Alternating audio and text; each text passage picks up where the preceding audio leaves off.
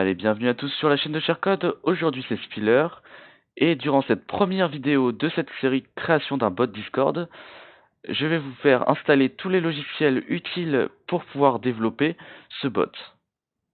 Ce bot sera développé avec la librairie Discord.js utilisant le Node.js. Pour cela, vous avez besoin du logiciel Node.js qui vous permettra d'exécuter directement le bot sur votre ordinateur. Pour cela, je vous laisse installer cette version LTS, qui est la dernière version stable existante. Celui-ci est un exécutable classique, je vous laisse l'installer tout seul, car moi, je l'ai déjà sur mon ordinateur.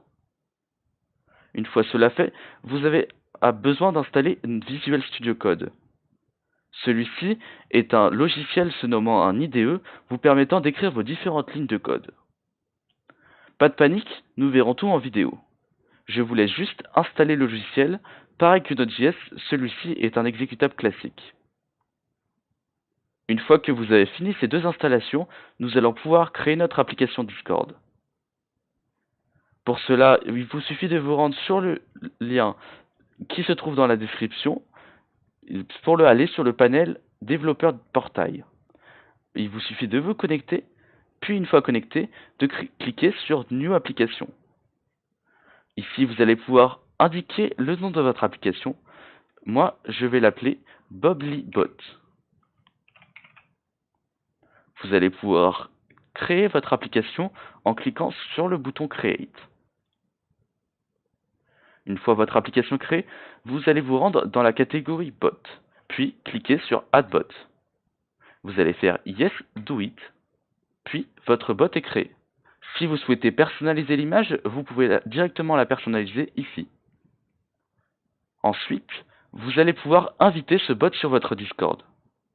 Pour cela, vous allez avoir besoin de ce client ID se trouvant dans General Information.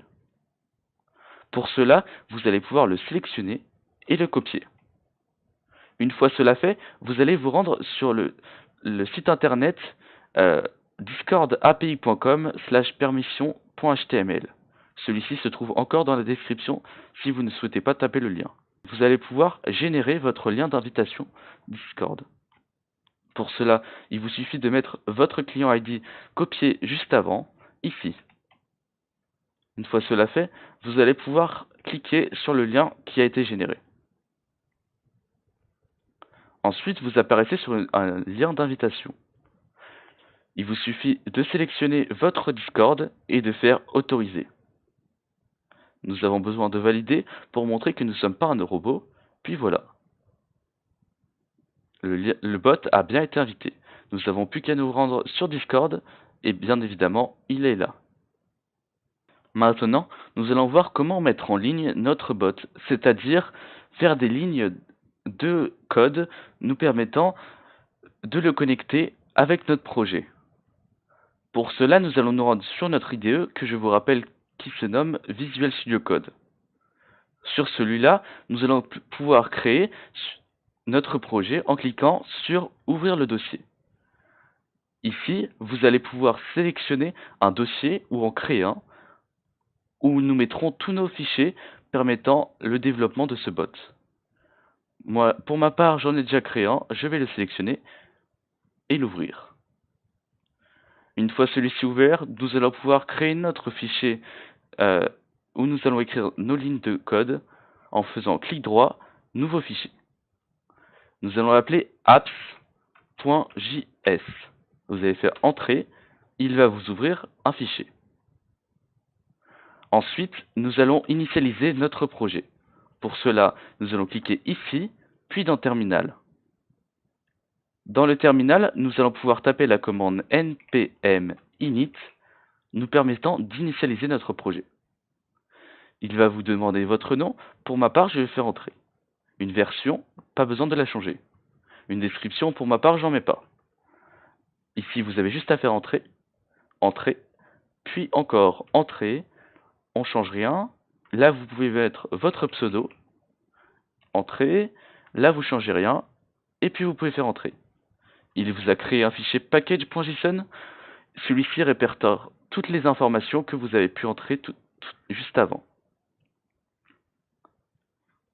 Ensuite, nous allons pouvoir nous mettre au développement.